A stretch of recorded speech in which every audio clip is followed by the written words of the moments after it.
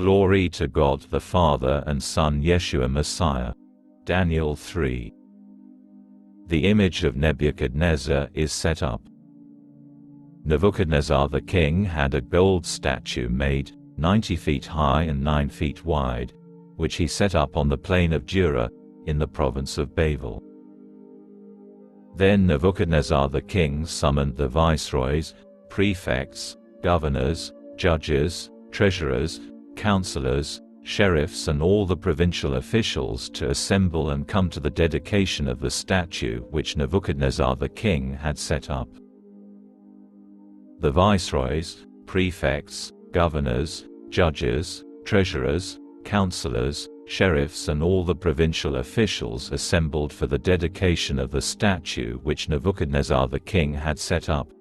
They stood in front of the statue that Nebuchadnezzar had set up. And a herald proclaimed, "Peoples, nations, languages, you are ordered that when you hear the sound of the horn, pipe, harp, zither, lute, bagpipe and the rest of the musical instruments, you fall down and worship the gold statue that Nebuchadnezzar the king has set up. Whoever does not fall down and worship is to be thrown immediately into a blazing hot furnace." Therefore, when all the peoples heard the sound of the horn, pipe, harp, zither, lute and the rest of the musical instruments, all the peoples, nations and languages fell down and worshipped the gold statue that Nebuchadnezzar the king had set up. The companions of Daniel refused to worship. But then some Casdim approached and began denouncing the Jews. They said to Nebuchadnezzar the king, "May the king live forever. Your Majesty, you have ordered that everyone who hears sound of the horn, pipe, harp, zither, lute, bagpipe and the rest of the musical instruments is to fall down and worship the gold statue. And that whoever does not fall down and worship is to be thrown into a blazing hot furnace. There are some Jews whom you have put in charge of the affairs of the province of Babel, Shadrach, Meshach and Abednego, and these men, your Majesty, have paid no attention to you. They do not serve your gods, and they do not worship the gold statue you set up." Daniel's companions declared their trust in God. In a raging fury, Nebuchadnezzar ordered that Shadrach, Meshach and Abednego be brought. When the men had been brought before the king, Nebuchadnezzar said to them, "Shadrach, Meshach, Abednego, is it true that you neither serve my gods nor worship the gold statue I set up?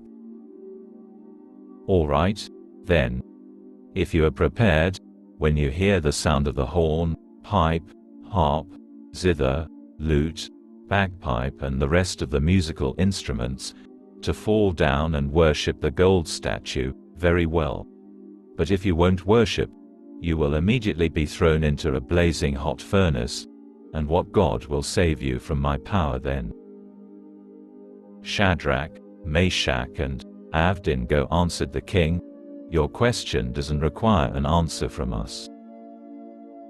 Your Majesty, if our God, whom we serve, is able to save us, he will save us from the blazing hot furnace and from your power. But even if he doesn't, we want you to know, your Majesty, that we will neither serve your gods nor worship the gold statue which you have set up." Daniel's companions are protected in the furnace. Nebuchadnezzar became so utterly enraged that his face was distorted with anger against Shadrach, Meshach and Abednego. He ordered the furnace made 7 times hotter than usual. Then he ordered some of the strongest men in his army to tie up Shadrach, Meshach and Abednego and throw them into the blazing hot furnace. So these men were tied up in their cloaks, tunics, robes and other clothes, and thrown into the blazing hot furnace. The king's order was so urgent and the furnace so overheated that the men carrying Shadrach, Meshach and Abednego were burned to death by the flames. These 3 men, Shadrach, Meshach and Abednego, fell, bound, into the blazing hot furnace. Suddenly Nebuchadnezzar sprang to his feet. Alarmed, he asked his advisers, "Didn't we throw 3 men, bound, into the flames?" They answered the king, "Yes, of course, your majesty." But he exclaimed, "Look! I see 4 men, not tied up, walking around there in the flames, unhurt, and the 4th looks like one of the gods." The companions of Daniel are promoted. Nebuchadnezzar approached the opening of the blazing hot furnace and said, "Shadrach, Meshach, Abednego, you servants of El Elyon, come out, and come here." Shadrach, Meshach and Abednego emerged from the flames. The viceroys, prefects, governors and royal advisers who were there saw that the fire had had no power on the bodies of these men. Not even their hair was singed, their clothes looked the same, and they didn't smell of fire. Nebuchadnezzar said, "Blessed be the God of Shadrach, Meshach and Abednego. He sent his angel to deliver his servants who trusted in him. They defied the royal order to the point of being willing to give up their bodies, in order not to serve or worship any god but their own God.